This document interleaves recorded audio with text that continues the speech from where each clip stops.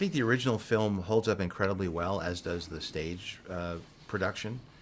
And I felt that now, here we are, 20, 25 years later, we have the opportunity to explore what new technologies have to offer and the way a new cast could interpret the songs and the roles. I think the old film holds up incredibly well.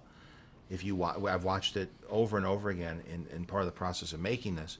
And so we also had to differentiate ourselves from that and not feel redundant with an animated remake. And I think the techniques that we used here, although many of the same techniques as far as using artists to create environments and animators to create the performances, we really efforted to give it a live action feel so that it could sit against the catalog of other live action Disney remakes of animated classics.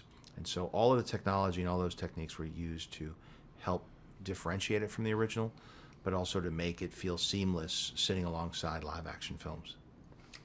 Yeah, I feel like I think I understand the circle of life a little more now that I have my own family, and I think it's a special thing to be able to watch it with a child and see it through their eyes. I think that's part of getting older a little bit. You have your own thing, and they feel so massive, and then you get big, and then you get to see it through them, and then you're like, I feel like watching this movie with my son. I was like, man, this must feel so huge. Like this is has to feel. I remember seeing that, but to see real animals kind of doing it must feel so different. So like it's I feel like, yeah, that's a real circle of life moment for me anyway.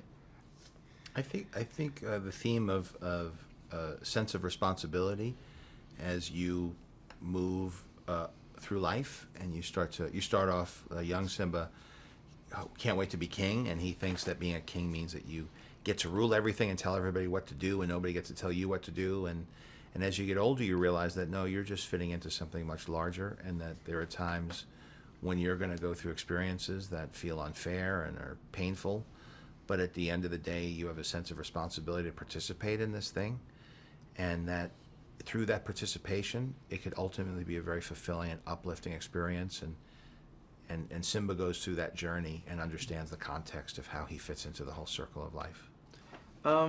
I was just really interested in the transition of them, like as far as like my voice, like I really took. John wanted there to be like a transition of just like almost like a stunted child, the beginning from the trauma that happened, and then slowly like realizing your place and realizing like remembering who you are and turning into a man.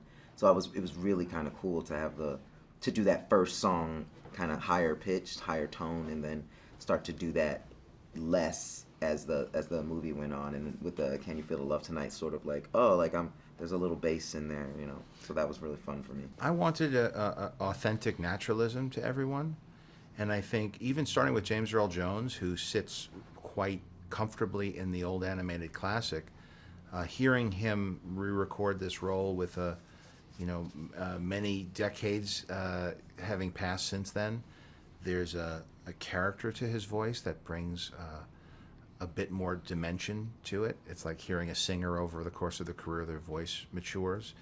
And then everybody else that I cast, whether it was for their comedy chops, I wanted that to feel very natural, or their interpretations of the songs, or their performances as actors. And I tried to create an environment where they could work together, not just, whenever possible, not caught behind a music stand, but instead walking freely in a rehearsal space, being mic'd, overlapping, improvising, and to create that natural, to give the illusion that you're looking at a live action performance.